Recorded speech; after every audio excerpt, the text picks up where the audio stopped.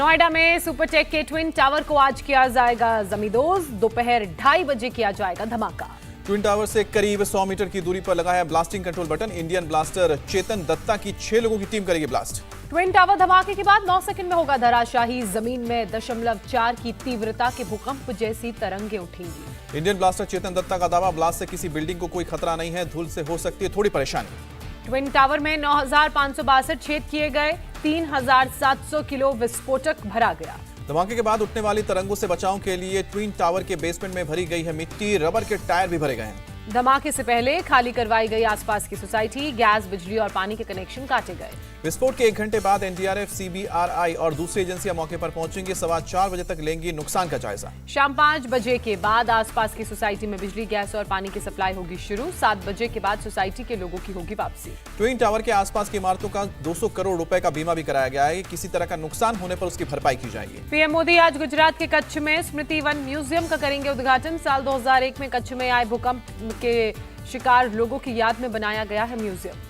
मुख्यमंत्री रहते हुए पीएम मोदी ने ही भूकंप के शिकार लोगों की याद में स्मृति वन बनाने का संकल्प लिया था। आज होगा उद्घाटन। गांधीनगर में सुजुकी के 40 साल पूरे होने पर होगा पीएम का संबोधन। सुजुकी के 2 प्रोजेक्ट्स की आधारशिला भी रखेंगे पीएम। कच्छ में दर्जनों डेवलपमेंट प्रोजेक्ट की भी शुरुआत करेंगे पीएम मोदी। एक सभा को संबोधित भी करेंगे। पीएम मोदी ने शनिवार की शाम अटल ब्रिज का किया उद्घाटन। साबरमती के दोनों किनारों को जोड़ता है पुल।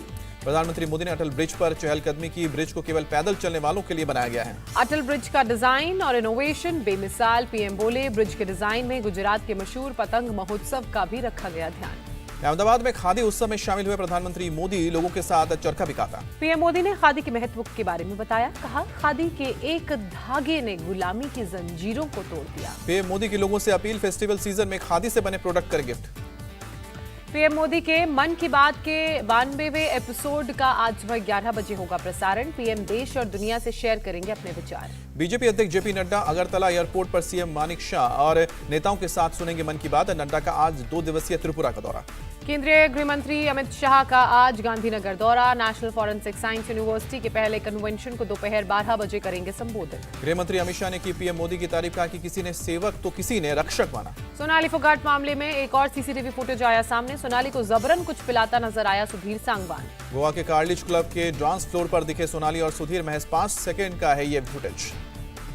गोवा पुलिस ने क्लब के मालिक एडविन नून्स और रिजॉर्ट के रूम बॉय दत्ता प्रसाद गोंकर को किया गिरफ्तार। दत्ता प्रकाश ने ही की थी ड्रग्स की सप्लाई। पुलिस ने दोनों के खिलाफ एनडीपीएस एक्ट के तहत केस दर्ज किया है। सुधीर और सुखविंदर से पूछताछ में मिली जानकारी के आधार पर गिरफ्तार। कोर्ट ने सोनाली केस के मुख्य आरोपी सुधीर सांगवान और सुखविंदर को 10 दिन की पुलिस रिमांड पर भेजा। 6 सितंबर तक मिली थी रिमांड। गोवा पुलिस क्लब के मालिक एडविन और ड्रग पैडलर दत्ता प्रसाद गोंकर के सामने सुधीर और सुखविंदर को बैठाएगी। आमने सामने पूछताछ होगी। गोवा पुलिस ने दी ग्रैंड लियोनी रिजॉर्ट के 2 रूम सील किए। एक रूम में सोनाली और दूसरे रूम में ठहरे थे सुखविंदर और सुधीर सांगवान। गोवा के सीएम प्रमोद सावंत का भरोसा, केस में शामिल लोगों को पुलिस देगी सख्त सजा। गोवा पुलिस हिसार में कर सकती है तफ्तीश। सोनाली के परिवार वालों से भी करेगी पूछताछ। हरियाणा के सीएम मनोहर लाल खट्टर ने सोनाली फोगाट के परिवार से मुलाकात की। परिवार वालों ने की सीबीआई जांच की मांग। सीएम खट्टर ने दिया भरोसा। हरियाणा सरकार गोवा सरकार को लिखेगी खत। सीबीआई जांच करवाने के लिए कहेगी। कांग्रेस वर्किंग कमेटी की आज बैठक होगी। नए अध्यक्ष के चुनाव की तारीख और कार्यक्रम को मिल सकती है मंजूरी। दिल्ली में गुलाम नबी आजाद ने शनिवार को कांग्रेस नेता आनंद शर्मा से मुलाकात की। दोनों में करीब 1 घंटा बात हुई। महाराष्ट्र की डिप्टी सीएम देवेंद्र फडणवीस ने कांग्रेस को डूबता जहाज बताया। कहा कि गुलाम नबी आजाद ने बिल्कुल सही बात कही। कर्नाटक के हुबली में कांग्रेसी कार्यकर्ताओं ने निकाला फ्रीडम मार्च। सड़कों पर तिरंगा लेकर उतरे कार्यकर्ता। मिशन तेलंगाना पर बीजेपी अध्यक्ष जेपी नड्डा, साउथ के एक्टर नितिन कुमार रेड्डी से हैदराबाद में मुलाकात हुई। जेपी नड्डा का सीएम केसीआर पर भी निशाना। कहा, तेलंगाना से अब भी वो भी जाएंगे। सीएम योगी का आज से 2 दिन का गोरखपुर दौरा। बालापार में महायोगी गोरखनाथ विश्वविद्यालय के प्रथम स्थापना दिवस समारोह में संबोधित करेंगे। योगी सरकार पर अखिलेश यादव का निशाना। नोएडा में बोले, पुलिस के कारण यूपी के लोगों की जा रही जान। रोहतक में कॉमनवेल्थ की पदक विजेता पूजा मंडल के पति की संदिग्ध मौत। पुलिस मौत की जांच में जुटी। यूपी के हरदोई में ट्रैक्टर ट्रॉली गर्दा नदी में गिरी। ट्रॉली में 20 लोग थे सवार। नदी से अब तक 14 लोगों को सही सलामत रेस्क्यू किया गया। एक शख्स की मौत हुई है, 5 लोग लापता हैं। भोपाल के डीबी मॉल में पढ़ी गई नमाज। मॉल के कर्मचारियों ने ग्राउंड फ्लोर के सेपरेट स्पेस में पढ़ी नमाज। बजरंग दल ने विरोध जताते हुए किया हंगामा। डीबी मॉल के अंदर राम का भजन किया। आरएसएस चीफ मोहन भागवत ने त्रिपुरा में शांति धाम मंदिर का उद्घाटन किया। मोहन भागवत मंदिर में पूजा करते भी नजर आए।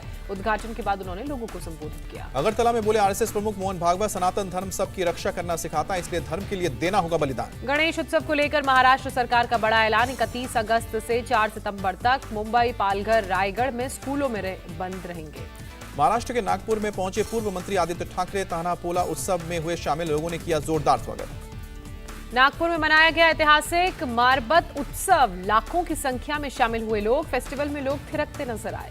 महाराष्ट्र में दिखी गणपति की चिंचपोकली चिंतामणि मूर्ति की पहली झलक देखने के लिए उमड़ी श्रद्धालुओं की भारी भीड़।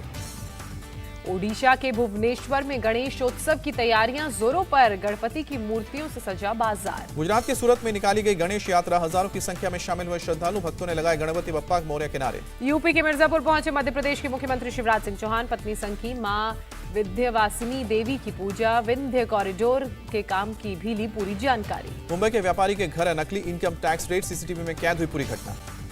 पुलिस ने घर की नौकरानी को हिरासत में लेकर पूछताछ की। साजिश से उठा पर्दा। कुल 4 आरोपी गिरफ्तार।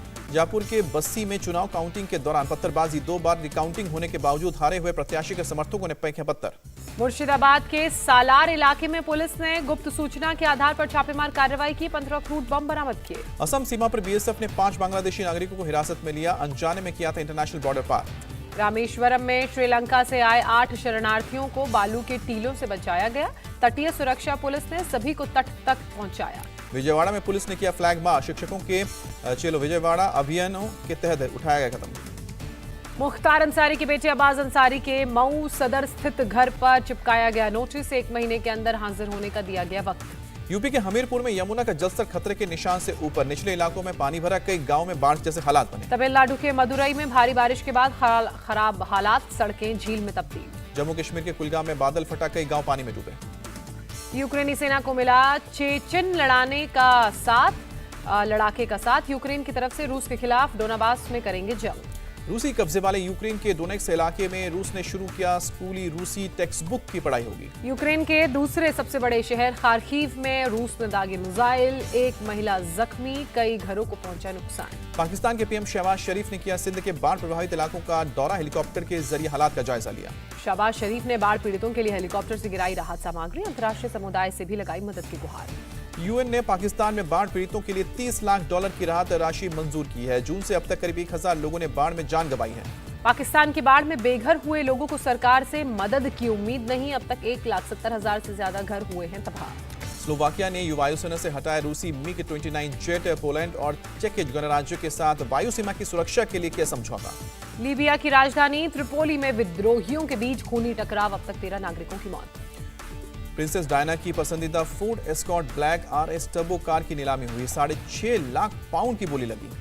सरकार ने लागू की एक राष्ट्र एक उर्वरक योजना। 1 अक्टूबर से सभी सब्सिडाइज्ड खाद भारत ब्रांड के तहत मिला करेंगी। केंद्रीय PSUs और MSMEs को नियमित अंतराल में बैठक करने की नसीहत दी गई है। स्थानीय उद्योगों के लिए खरीदी प्रक्रिया को सरल बनाने की कोशिश।